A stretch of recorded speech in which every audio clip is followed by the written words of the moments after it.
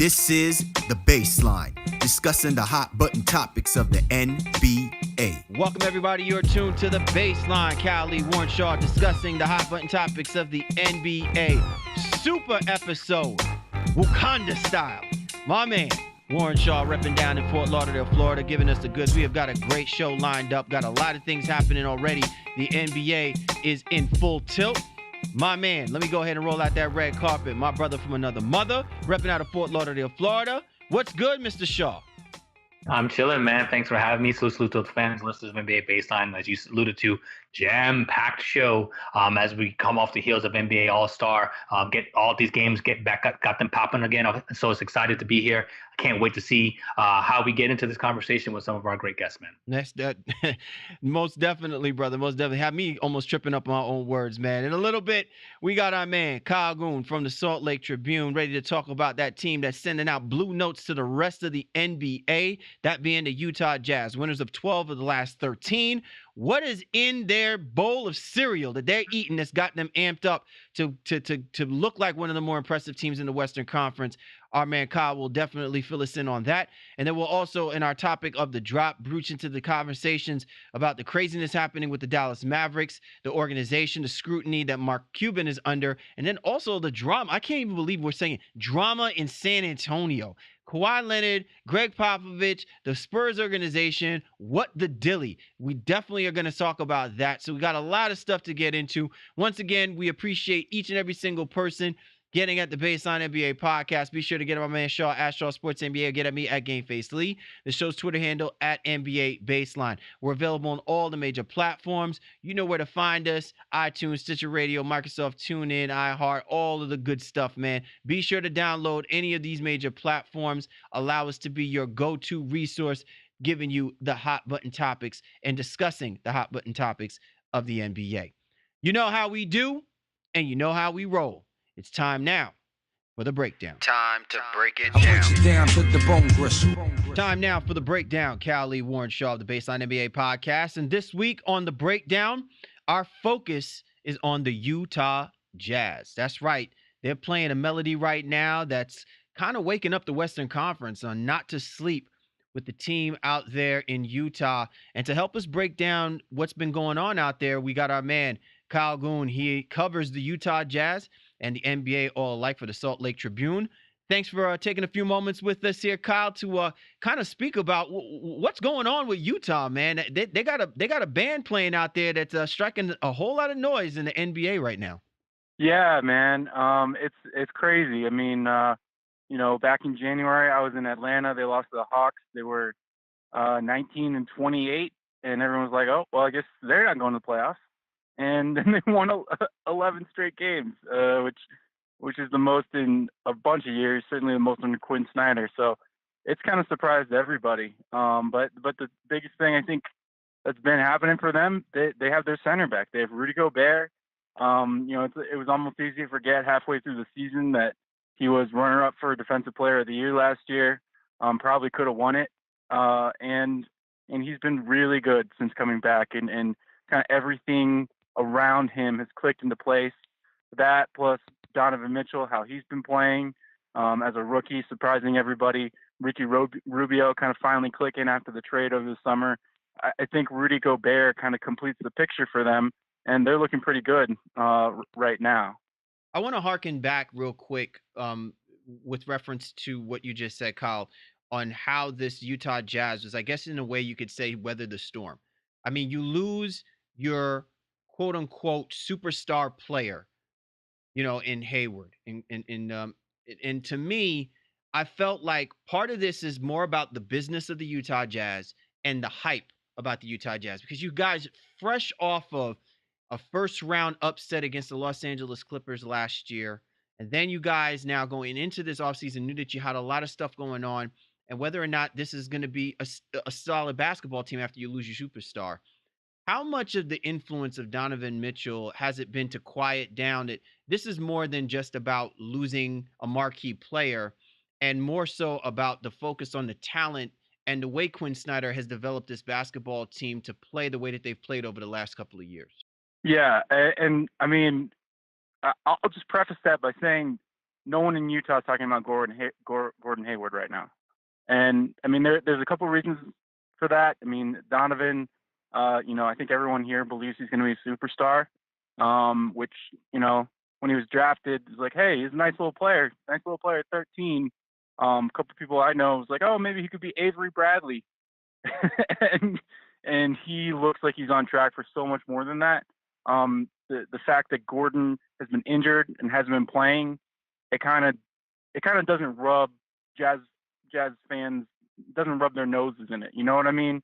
And it hasn't really sunk in that Gordon is playing for another team because he hasn't been able to play, unfortunate as that is, but it's sort of made people kind of not think about it. And then, yeah, I think what you're getting at is it is a bit of a testament to Quinn Snyder and Dennis Lindsey, the general manager here, and what they've built. I mean, this team kind of came in believing they could be the best defense in the NBA. And even if you looked at some of the low-key signings in the offseason with Thabo Sefolosha, with Epe Udoh, sort of carrying the water during that stretch when Rudy was injured. I mean, they had some veteran defensive-minded guys, even Ricky Rubio. They thought he could be a really plus defender in the league, and they graded him that way a couple years ago. And that's kind of come to pass, and I think it has a lot to do with Rudy being healthy for sure, not just the way he plays, but the way he competes. I mean, Rudy, I don't know if you guys have ever met him, but he has this energy.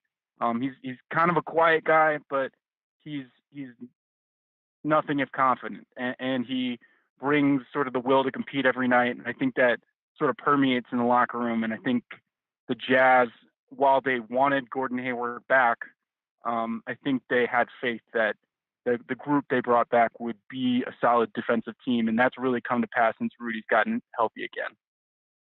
Yeah, and then Kyle, I definitely want to touch on some of the things you mentioned there. Dennis Lindsey and Quinn Snyder, they've done a great job and thing with roster construction, because a lot of teams would have gone through this changeover, if you will. Losing a guy like George Hill, who when he was healthy last year, was great for them. Replacing him with Rubio, obviously losing Hayward and things of that nature. Even now, Joe Johnson was injured most of the year on this roster. They really have turned this thing around. But one thing I really want to discuss, and my co-host here is probably going to get on me because I got to ask you, man. I know Rodney Hood came into this year thinking he was going to be that dude on this roster. Where did Rodney Hood kind of go wrong with this team? What happened? Here we go with the Hood question. Here we go. I mean,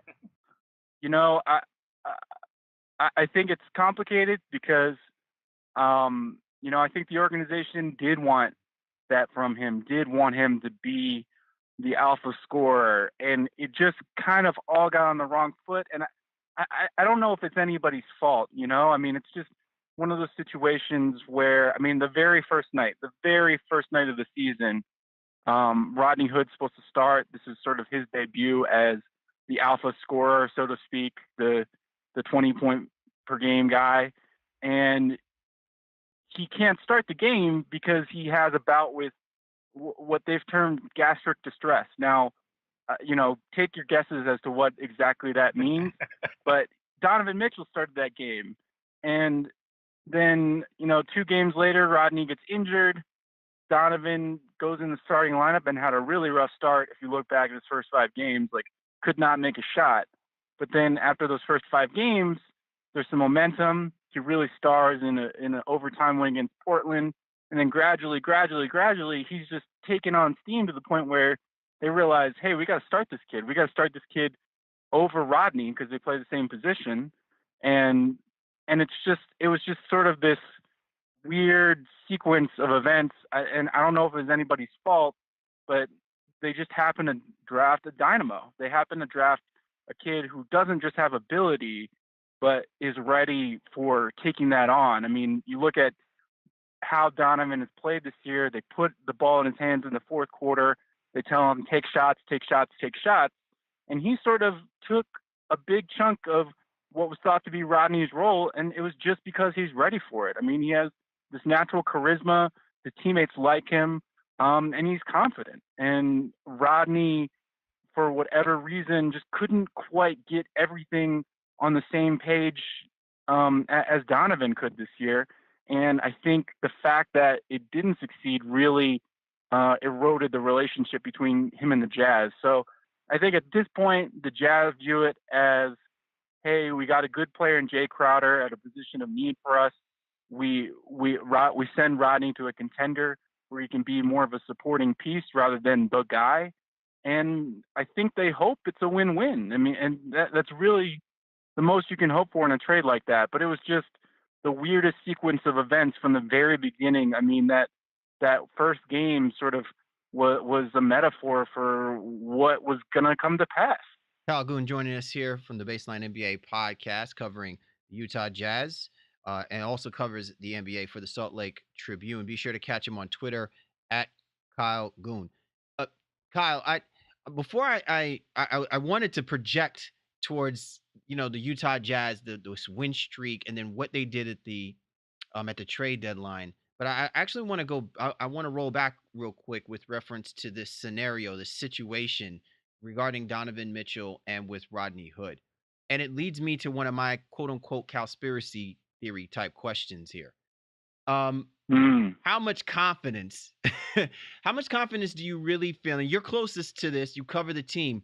How much confidence did Quinn Snyder really, really have in Rodney Hood? Because the reason why I asked that question is, could we be saying the same thing about Alec Burke, right? Like, how many times have the Utah Jazz have had players who have that kind of skill set that they've been running through? And granted, Donovan Mitchell, like a thief in the night, came in and took what both of these guys have not been able to do. I'm just wondering, to your point, in the way that you presented this, how much confidence did Quinn Snyder really actually have about Rodney Hood being that starting point guard for the Utah Jazz? Or was he on shaky ground? Like, if he didn't prove himself after the first week, they were going to move on from him regardless. I mean, I don't think it was quite like that. I mean, I think there was a strong hope that he would succeed. You mean the Mormons out there are praying for him? You know what I'm saying? Like, well, I will say, I think there was a strong hope among the Jazz. I came on the beat really during the playoffs last year, and ever since then, I've noticed that the fans sort of have a short fuse. They had a short fuse for Rodney, and again, I mean, I don't think it was anyone's fault. I think, honestly, I think it was a blessing and a curse for these fans to have had Karl Malone and John Stockton. Obviously, it was a blessing because they went to the finals 2 times and they had 2 top 50 players who are in the Hall of Fame. But I think there was an unrealistic expectation made because those guys played at least 78 games every year that Jazz guys should play all the time. And you saw that unroll with Carlos Boozer, complaints about injuries and things like that. And you saw that happen with Rodney. And I don't think that was necessarily a team expectation. I think it was a fan expectation. But I mean, you saw until the very end, Quinn Snyder is giving Rodney shots. He's saying shoot. And I think other players on the team saw that whatever kind of shots Rodney had, he wasn't going to get pulled if he made a bad shot. They were going to let him play through it. So I think they tried to give him opportunities, but I think just sort of by the end, the well was so poisoned, and just sort of the expectations not met. I think from Rodney's side as well. I think he was disappointed in losing his starting spot.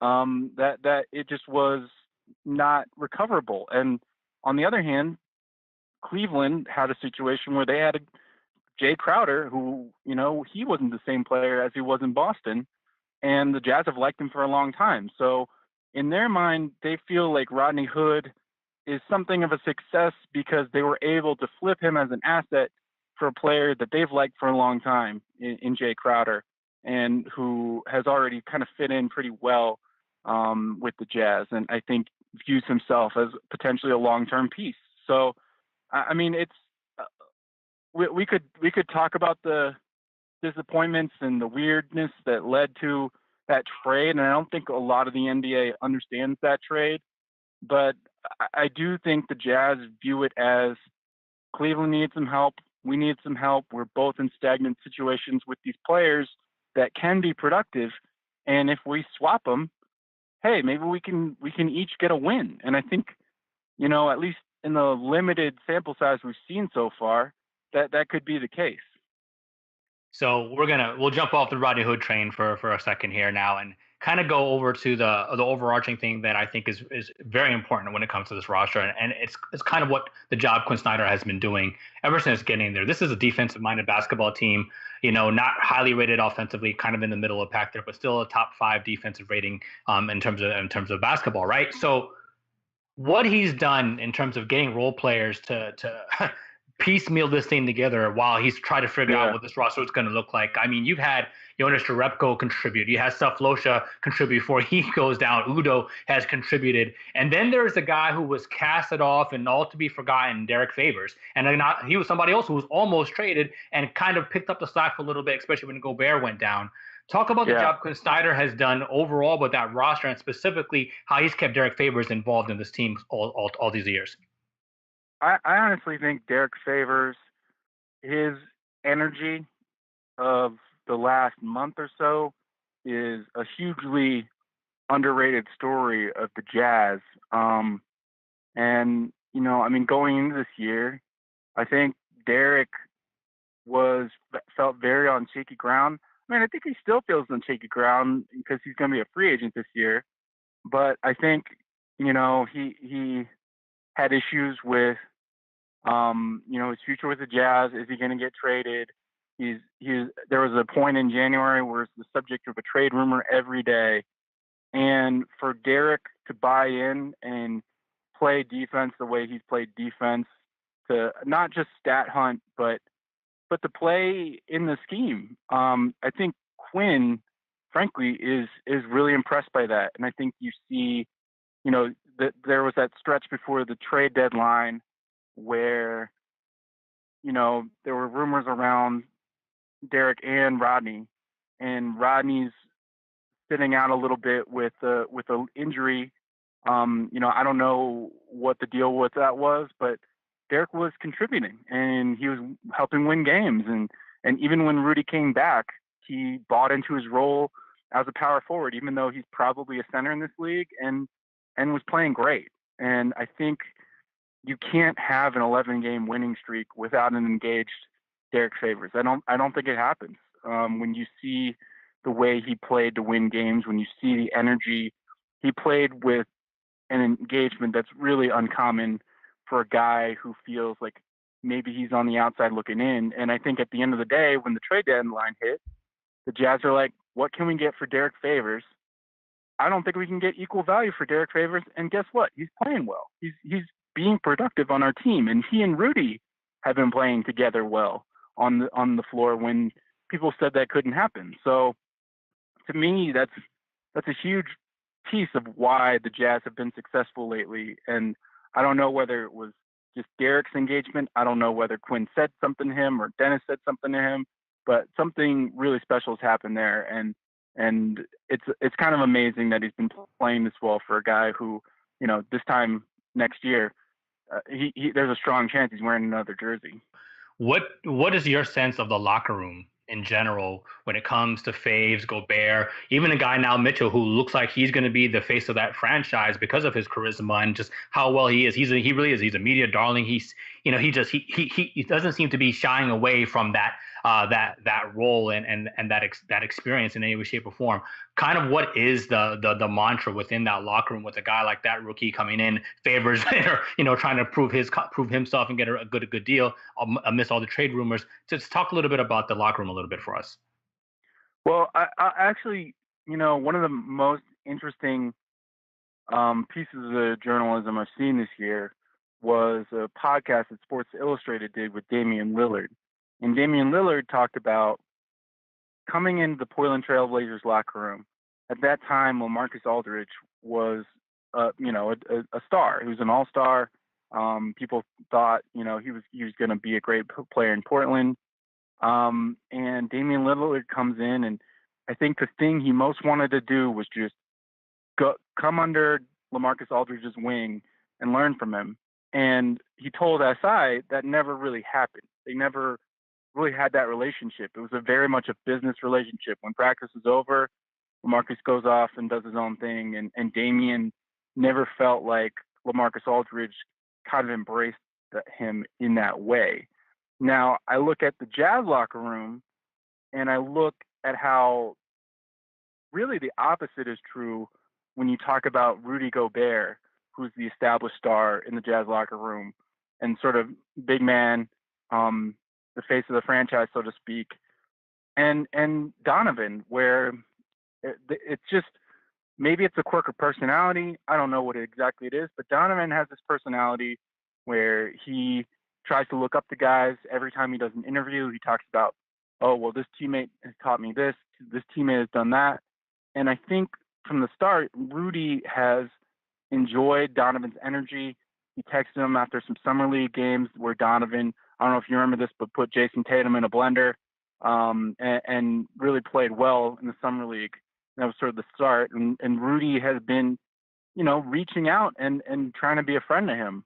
And I think that relationship, it kind of sets the tone for other relationships in the locker room. I also think Thabo Sefolosha, who we talked about earlier, you can kind of look at his numbers and his injury. You can be like, oh, well, whatever. But he was a really strong presence in the locker room. And I think he still is in terms of being about winning, being about the team. And I think, honestly, since the trade happened, everyone kind of settled in and looks more or less like they want to be there. I mean, there is sort of a weird situation with Alec Burks where, there were trade rumors around him, but I don't think his contract is really movable. But beyond that, I mean, I think the biggest stars in the locker room have bonded, and that kind of sets the tone for what this team is. Final question from my end, Kyle, with reference to this basketball team. It refers to what the expectation should be now that this is a team that's won 12 out of the last 13 games. Because I do find it interesting that during this course of the win streak, they actually looked like sellers, although to your explanation earlier before, getting Jay Crowder may have actually been more of a buy than it is what they kind of gave away.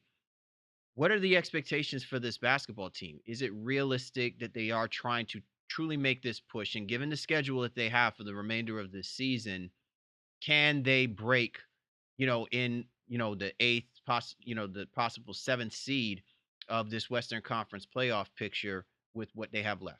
Yeah, I think they can. And 538, the stat website, has them favored to make the playoffs right now. I think last time I checked, it was 90%, might be closer like in the 80s now. But I mean, you look at that pack of Western Conference teams. I think right now it's from the Spurs on down because they haven't figured out what's going on with Kawhi. But that 3 to 10 range, and all the question marks for some of the teams there. If you look at the Pelicans without Boogie, the Timberwolves are going to be without Jimmy Butler.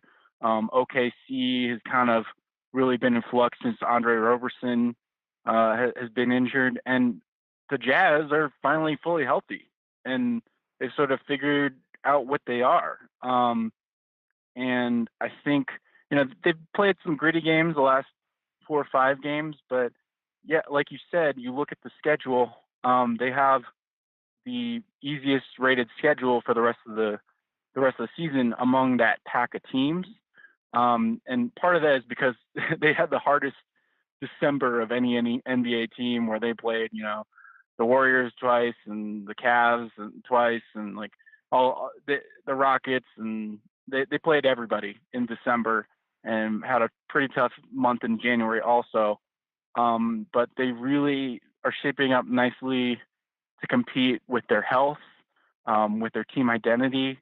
I think unloading Rodney and getting Jay and sort of being fully invested helps sort of that attitude. And the fact that they have won some of these gritty games where they're not hitting their shots, where they're not always, clicking on offense, but they've won it by getting stops and making tough layups and doing all the things that tough teams do. I mean, I think to me, that's the identity of a playoff team.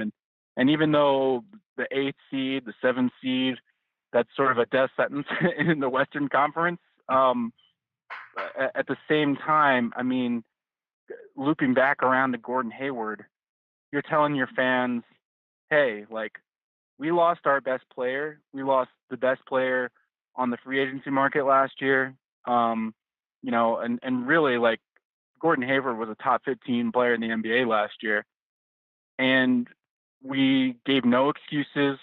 We didn't set our sights lower in terms of not making the playoffs, and we did it. And you can believe in this franchise. You can believe in the players who are here in terms of Rudy Gobert and Donovan Mitchell, and we're going to be around, and we plan on being around. And that's a big statement to make after you lose your best player in the way that they did, in the way that they pitched Gordon. They said, hey, you grew up with us. We helped make you the player you were. We've built this team around you. Come back. And the fact that he said no, I think was really hurtful, and not just hurtful to the Jazz, but hurtful to the fans, and make the fans question, when are we ever going to get a break? And the fact that you can lose your best player, a top 15 NBA player last year, and still make the playoffs and still be competing and play, pretty entertaining basketball lately, if you've watched Donovan Mitchell highlights, I think that says a lot for this franchise. So before I let you get out of here, and this will be the last one, I want you to project a little bit. I mean, I know you're saying if they make the playoffs, it really is kind of a bonus, for the whole fans and the organization, but that's what they expect to do. But their cap situation is a little interesting, I think, for next year. If you don't expect Favors to be back, Exum as well too. Situation with him, I think he's been around the team lately. I think I've been reading that as well too, and he's been very positive. But what's going to happen? Where can they improve especially if they lose guys like Favors and Dante Exum? What would be the next step for them, especially with the cap kind of where it is right now? I don't think they're going to lose Dante Exum. I think the fact that he's been injured, and the fact that the market is going to be so tough this summer, it'll be tough for a guy like Dante to make the big bucks, especially when he really hasn't gotten a chance to show, what they think he can do. But the Jazz probably had the highest opinion of him of any team in the league, because internally they can see what he can do, and they've seen his drive to develop. And like you said, he's been around. I think their plan is to pay him in restricted free agency to keep him. Derek is a tougher question. I think it may come down to how much of our salary can we commit to a guy who's sort of between the 4 and 5 positions. But I think that'll also come down to market forces. But if that doesn't work out, I mean, they have Jay Crowder, who can play stretch 4 and might be the stretch 4 of the future, and he's locked up through 2020. So they actually are in really good position. And it looks like they're going to have Donovan on a rookie deal for 2 more years or whatever. And I mean, that's amazing, given that he's their best offensive player already. So it's actually because of the Donovan Mitchell draft pick, because the market is going to be so tight this summer and it's going to be hard to get value. And they traded away Rodney, so they don't have to figure out a way to pay him. I think they're actually in much better shape. And if you look at Jay Crowder's contract, I think they believe it could be one of the best values in the NBA. I mean, he's 27, locked up for 2 more seasons after this at something like $7 million per year. Yeah. And that's pretty good. So I think if we're looking at big summers for them, it's 2019. Not that Utah is a huge player in free agency ever, but they've had some pretty savvy signings, like you mentioned, Joe Johnson a year ago, and some of the veterans that like Thabo Sefolosha. They signed Royce O'Neal, it was a nobody from Baylor overseas 2 years and became somebody this year. He's in the rotation and he's on a rookie deal. So they've had some really savvy signings. They've been good in player development, and I think they're well positioned to kind of definitely get in the mix next year, as long as Donovan keeps developing. And then 2019, I mean, maybe you can add a piece that makes you a real contender. He is the man. He covers it all down there. the Utah Jazz, NBA, all for Salt Lake Tribune. Kyle, man, like if anything, where do you see where do you see Donovan Mitchell in all of this? Could this be a moment where he's like your don't sleep on type player if the Utah, if and when the Utah Jazz do make the playoffs, like this is that next level opportunity for us to be talking about a guy like him, the way that we talked about the Karl Malones and the John Stocktons when they finally got their shine? Yeah, I mean, I think it's interesting because Donovan was a 2-year college player. He's a little shorter than probably the prototypical NBA guard. I think if you want to say he's shooting to be anybody that's currently a current star in the league, your wildest dream is that one day he's sort of Russell Westbrook like. But I think he's electric. I think he's fun to watch. I think he has a charisma that is going to be contagious. And if and when the Jazz are in a situation where they can be in a competitive playoff series, maybe like more like a 3-6 or 4-5 type matchup, people are going to get to know this kid, and he's going to do amazing things. I mean, he already has, and none of the stakes have been as high as a playoff series. But I mean, he's won games in the fourth quarter. He's made big shots. I mean, I think I can't remember whether it was the Spurs game or the Suns game where he made a shot, a catch and shoot on an inbounds play with 2 seconds left, and he had to turn his body like 180 degrees while in the air and make the shot, and he made it from 3. I mean, it was an unbelievable shot, but he's just that kind of person who thrives with expectations, with pressure. He has a green light to shoot as much as he needs to get the Jazz in games. I mean, he's a future star for sure. How big of a star he is, I think it's completely up to him. And I see him as a future All-Star. I see him as a guy who Utah fans will really rally around in a way that they never really. That he's engaging in a way that Gordon Hayward never was. I'm not saying that's definitely going to last. I'm not saying he's going to play here his whole career, but he has embraced Utah in a way that I don't think anyone ever felt Gordon Hayward did. I think fans sort of are naturally drawn to him more than they were to Gordon Hayward, and that's a good start. I'm not saying Donovan is a better player than Gordon Hayward right now, but the sky's the limit at this point, and no one knows how good he can be. It's really up to him. All right, he's the man, Kyle Goon. Kyle, thank you so much for hopping on board with us to give us a little more insight on probably one of the more dangerous teams the latter half of this season. And listen, more than anything, man, we hopefully will expect them to be one of those top 8 teams in the Western Conference and be ready to make some noise because we want to bring you back on here, brother. Rock on, yeah. It's fun answering all the Rodney Hood questions. Fun. No, it's fun. I appreciate it. Thank you, guys. All right, you're tuned to The Baseline. Callie, Warren Shaw discussing the hot button topics of the NBA. And this was The Breakdown. Time now for The Drop. Callie, Warren Shaw of the Baseline NBA podcast. This week on The Drop, 2 important topics of conversation that we are going to go over. The first one, and I'm sure a lot of people have been fixated on this, especially in the times that we're living in.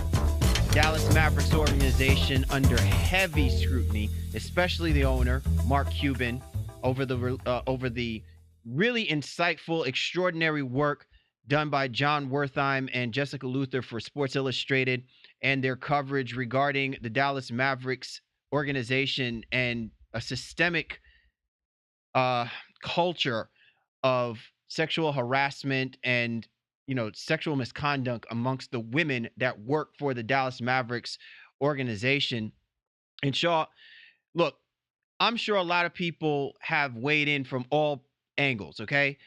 Those from the media's perspective, those from other organizations, Adam Silver has also had to kind of be under the light, so to speak, the spotlight, with questions about whether or not this is a situation that is systemic within the NBA. Does it manifest itself, or is it only isolated as within the Dallas Mavericks? But I think the bigger picture about this that has to be looked at is, again, where sports is supposed to be a unifier, there are still elements that even in sports can be corrupted, corrosive, and displace women again as the inferior gender in a situation where it never should merit that kind of thinking or logic.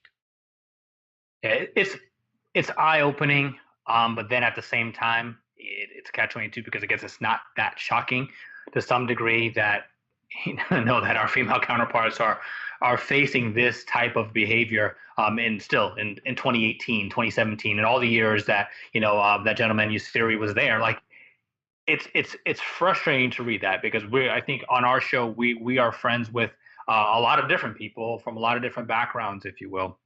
And I think we really try to make sure that we preach equality and we preach, inclusion in everything that we do and we discuss. And to know that that situation was going on for as long as it was for such a high-ranking official, such a highly regarded high-ranking official, that says a lot about where we are in today's society, but more importantly, where the Mavericks are within the organization and their culture. And I know a lot of finger pointing is happening, and we're not investigative reporters on here on the Baseline NBA podcast, but you do have to wonder, how can an owner as integrated as Mark Cuban has claimed to be over his life of owning this franchise, allow this to go on, or say that he didn't know it was as bad as it was. So for me, this is something that I hope we get truly to the bottom of it, and that the Mavericks are going to be able to make it cease. But one other thing that's very concerning for me, and I heard this on Sirius NBA radio,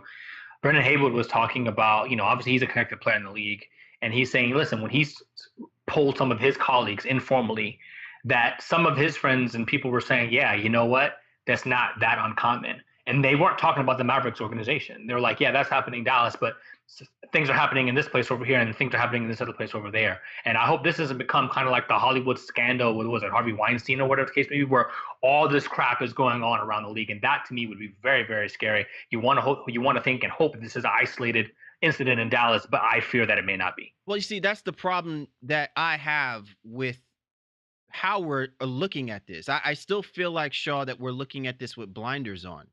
Okay. And I'm not faulting you in the way that I'm saying that. But the reason why I'm saying this is because wasn't it over a decade ago, or maybe even not even more than a decade, probably it's been like 20 years. Didn't the New York Knicks organization fall into the same scrutiny with Isaiah Thomas? Regardless of how you look at it, there is still this superiority complex that this is the boys run the show here. Okay. And the problem is that what we're seeing here, especially when it comes to organizations that are sports owned by men, is that they like to have their cake and eat it too. They want to be inclusive to the idea that there's equality amongst all genders, but yet they want to get away with the same childish games that they would be doing if they didn't have these, mega corporations to deal with. And the problem is we are now living in a society where everything is in the open. Social media has opened up Pandora's box to expose these elements of things that are going on. So I agree with you. I agree with the fact that the Dallas Mavericks, an organization like the Dallas Mavericks being under this type of scrutiny, it's not what surprises me. What I think surprises me is that we're going on about this as if to say, it's just absolutely abhorrent and appalling. I think what's appalling is that we still have not gotten to the root of what are we going to do to root this out, to actually exact the right punishment so that this type of practice is not being again kind of submerged under the scrutiny of this. Because quite honestly, if this wasn't where we are right now, and I'm not trying to really bring politics into this, but it's hard not to. Given the heightened sensitivity of everything that is going on, if nothing is actually being done now, then what's to say that we're still saying that 5 years from now, when another episode from another team, maybe of another sport, not even basketball, but what we're saying is that we know that this is happening, and yet we still haven't quite figured out what we should be doing in order to change the mentality about how this is. Because I see this being no different than what you and I have witnessed when, teams like the New York Knicks, teams like in other organizations. NASCAR, I believe, has had a situation very similar to this as well too.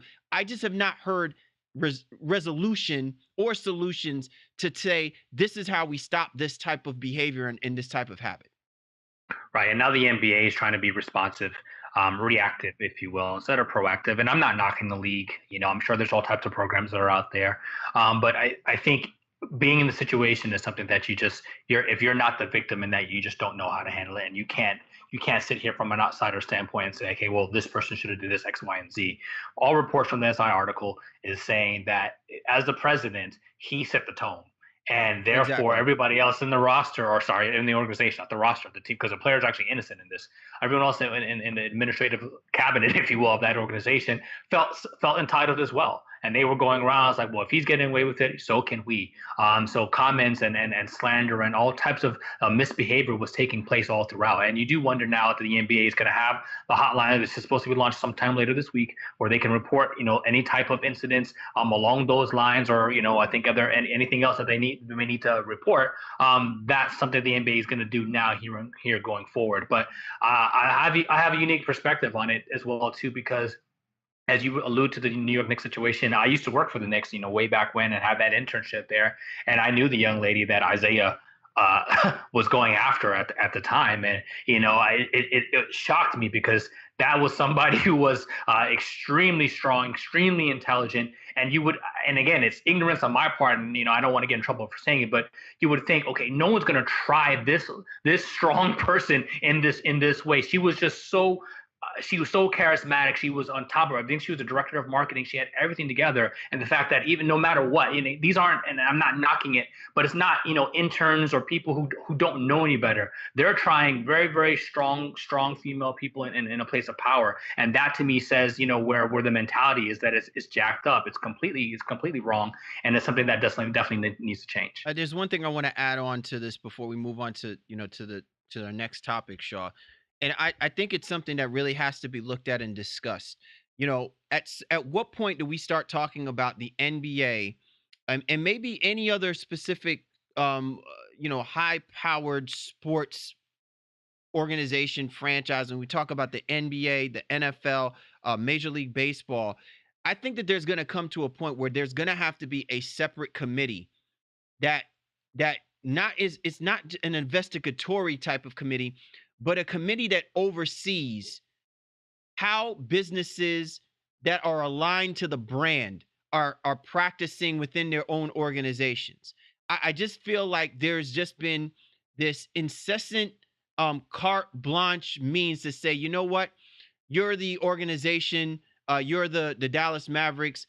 I'm going to leave it to you guys to take care of how you run your organization. And it's getting to a point where I don't know whether or not that's going to be sustainable. Because regardless of whether or not we believe that it's obviously, the focal point is because women have come out and said this. We are in the midst of the Me Too movement. So yes, but I think there are other elements into how organizations that are being ran that really determine when a story comes out and says their organization is being ran like an animal house.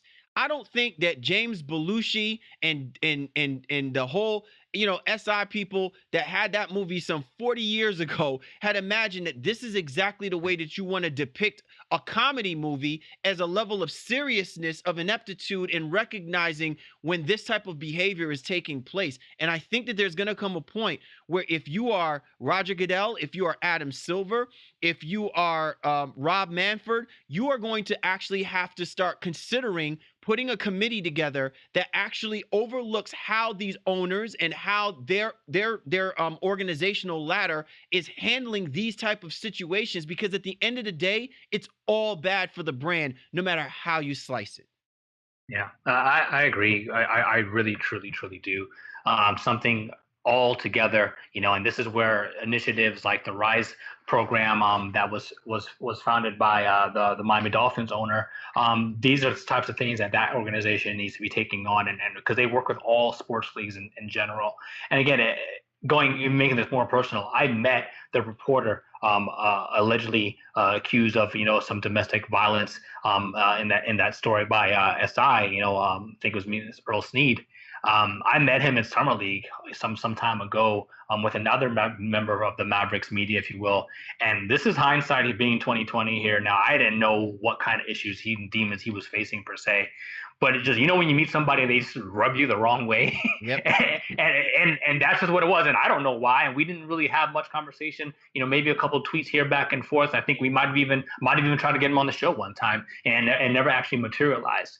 But just something about that guy specifically just kind of rubbed me the wrong way. And I don't know what it was, and then the case, like I said, I don't have premonitions or anything like that too. But it's just weird, how it's all kind of played itself out. And at the end of the day, I'm glad I'm glad Sports Illustrated was able to get to the root of this and bring it to light. While there's still much more information to come, forthcoming in the upcoming days, weeks, and months, maybe even perhaps. I'm glad that this is a situation now that we're bringing some light to, and hopefully that we can get some resolution to very, very soon. Yeah, once again, congratulations to John Wertheim and Jessica Luther on a fascinating story. And if people are not familiar with the article, I encourage you to please go to www.si.com.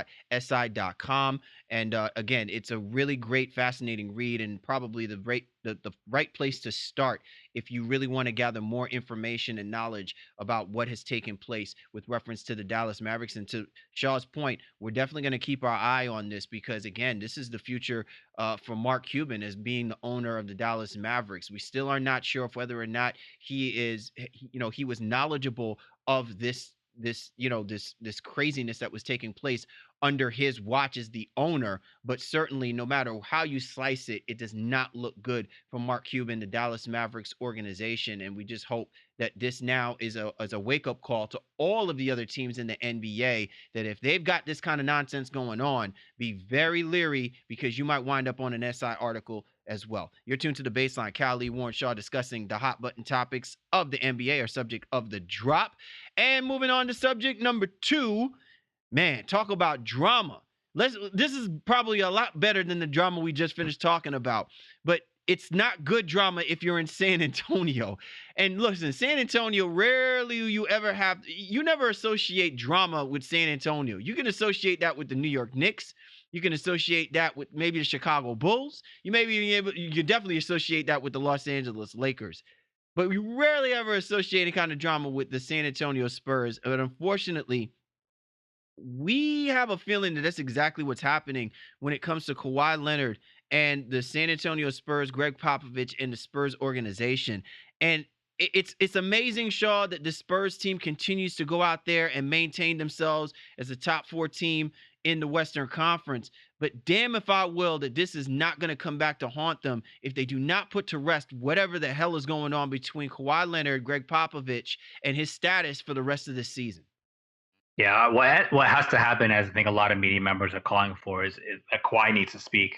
It would be some sort of statement, even if it's from his camp, needs to be issued as to what it is, because you have Popovich more or less exasperated coming out over the weekend and saying, listen, we don't think he's coming back, and if he is, we need to hurry up and do so.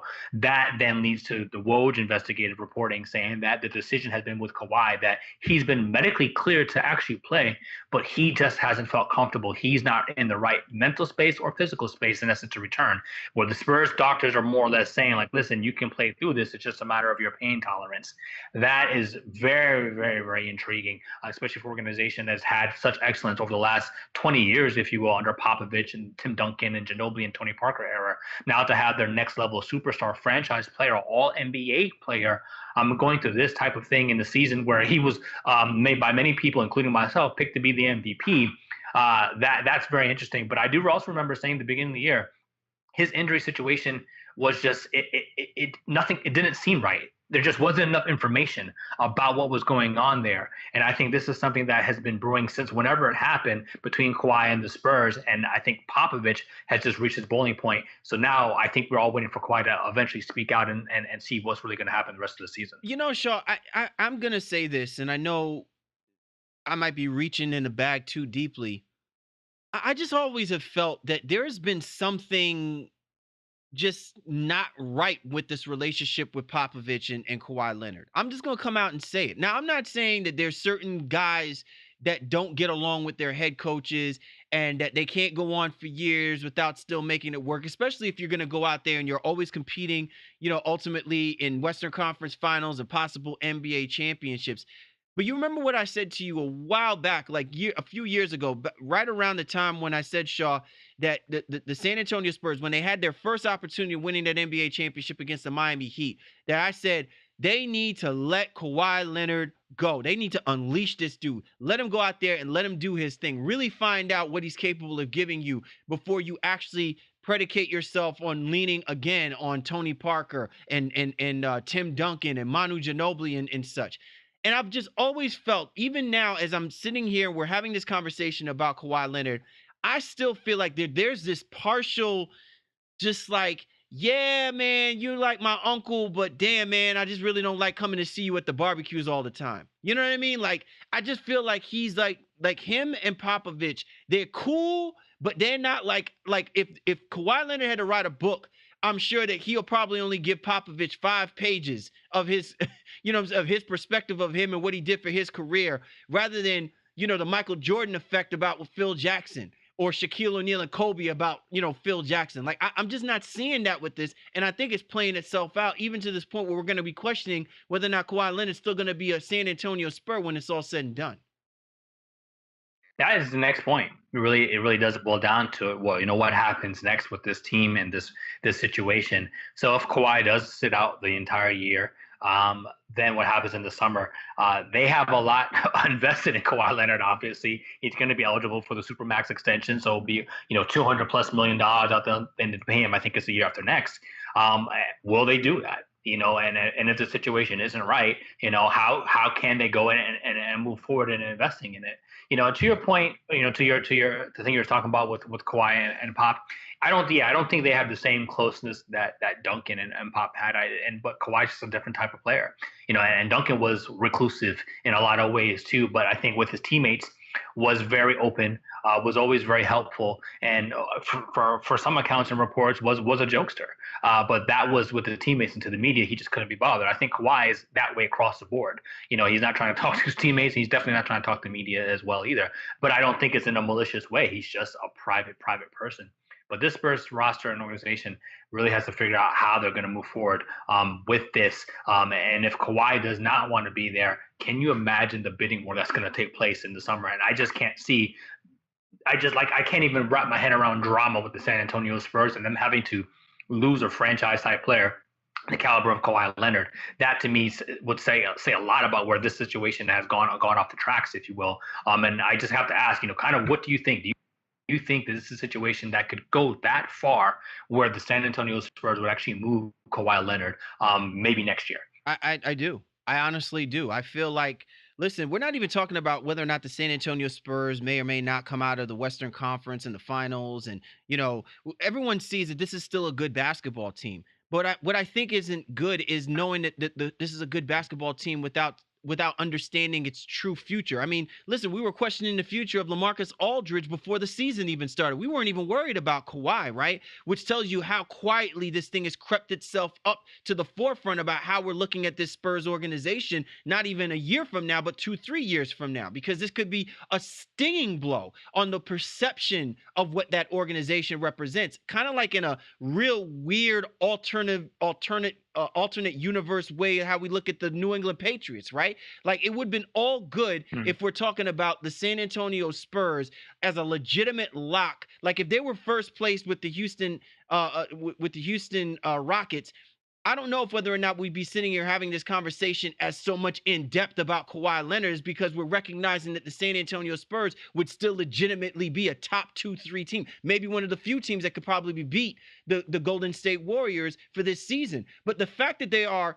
10.5 games behind the Houston Rockets, so we're not even talking about the San Antonio Spurs being the best basketball team in their division, let alone being in their conference. We're actually talking about this saying, man, what would happen if the San Antonio Spurs are no longer that team that we've been talking about for the last 20 years now, right? Like, so that to me is why I can realistically see this coming in a way that it's not even so much as blindsiding people. It's just the reckoning of D-Day. Like, you know what I'm saying? Like, Yeah. like it's and I think the frightening part is the perception about this, because no matter how you slice it, you know that Kawhi Leonard is going to be all right. But will the San Antonio Spurs be okay? And I'm not saying that it's going to be a knock on Greg Popovich, but I will say that you will start looking at Greg Popovich and you will start looking at the San Antonio Spurs organization a little bit differently if this thing doesn't smooth itself out sooner than later. Well, I'll say two things about that. I think it's hard to look at the Spurs organization in 20 years of excellence, if you will, and then, if the situation goes awry with Kawhi, I think there's going to be a strong contingent of people that are still going to side with the Spurs in this and saying that, listen, as great as Kawhi is, he was a problem. He couldn't make it work because Popovich is a Hall of Famer already. Archie Buford is going to go into the Hall of Fame as an executive as well too. Like this is a tandem in an organization that has proven it time and over and over again. So it would be interesting to see if what segment of the population kind of went to Kawhi's side if it were to go left, if you will. Because again, there are Kawhi apologists. Like there are people who are absolutely going to take his side no matter what, and feel like, okay, well, the old regime of the Spurs, they finally lost their touch, et cetera, et cetera, et cetera.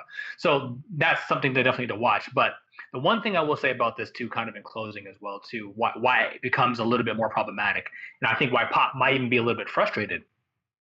They're getting truly a bounce back year from LaMarcus Aldridge, right? And if Kawhi were to be healthy with LaMarcus playing the way that he's been playing, then you kind of wonder, all right, could this team really challenge now to really be one of the best teams in the Western Conference? Could they challenge Houston? Could they challenge Golden State to maybe come out of the West? And that is something that they may not ever get to know, because you don't know LaMarcus at age 33 next year, will he be able to reduplicate this bounce back where he's averaging 23 and 9 a game? He seemed to be on a downward spiral and not happy with the franchise. You get him playing some of the best basketball he's played, especially definitely the best basketball he's played since being a Spur, and Kawhi is not there to kind of contribute and really help lead them to that next level of success. So I think for me, that's where the Spurs are really, really upset about the situation and why it's gone off the rails with Kawhi Leonard. It'll be interesting, Shaw, to your point about how this team, really the makeup of this team, and I think part of this too is how Greg Popovich guides this basketball team through whatever happens, whether Kawhi Leonard's playing on this roster by the time that this playoffs start, or whether or not they're going to stick with what they have and ride this thing through. It'll be very interesting to see the components that Greg Popovich is going to have confidence in, and whether that confidence will supersede his perception about where he sees Kawhi Leonard on this team. Because listen, other organizations can get away with the idea of saying, I'm just stuck with the Carmelo Anthony treatment. But this is not what's happening here. If R.C. Buford and Greg Popovich believe that Kawhi Leonard is really worn out his welcome and he's going to do more harm to this organization and this team than good, listen, the trigger can get pulled very, very quickly. Make no mistake about that. You're tuned to The Baseline. Cal Lee, Warren Shaw discussing the hot button topics of the NBA. And this was The Drop. Coast to coast. Time now to go coast to coast discussing the news in the association. You ready to rock and roll, Mr. Shaw? Absolutely, man. Let's ride. All right. Jimmy Butler suffered a bad injury Friday night's NBA primetime game.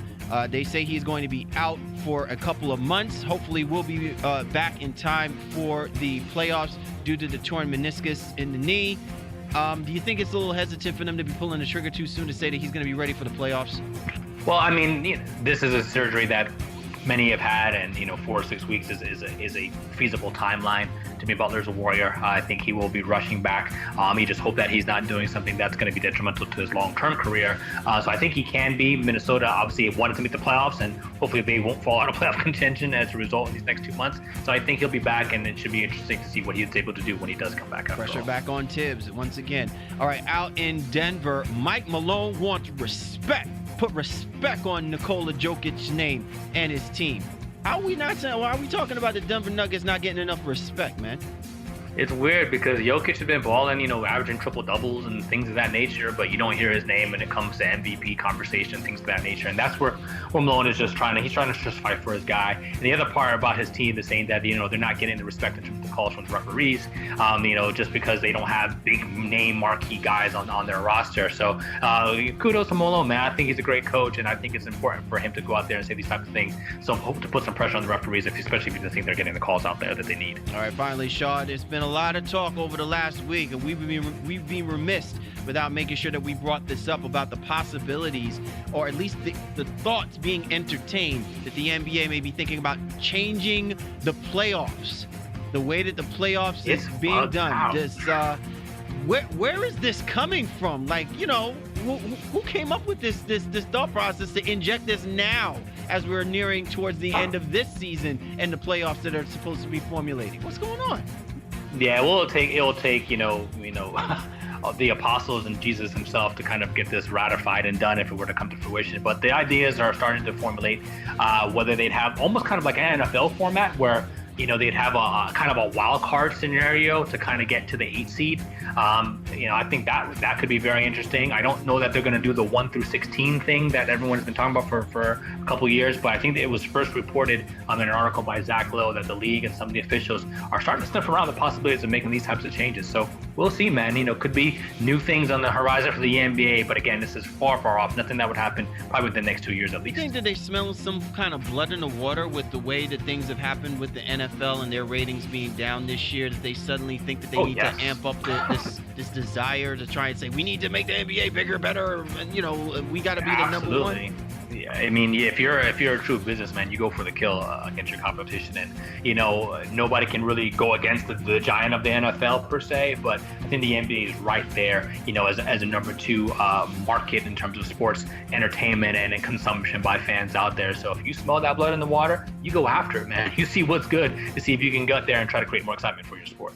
All right, well, listen, they just need to stop messing with my emotions, man. They've already ruined my respect for the divisions. I feel like that's gonna go first before, and then next thing you know, now we stop talking about conferences. It's gonna feel like we're gonna start talking about our NBA shows that like lining up teams in alphabetical order and have discussions about them rather than doing it the real style, which is who's hot, who's not, who's selling out on the stores, or who's dropping, who's flopping, right? So.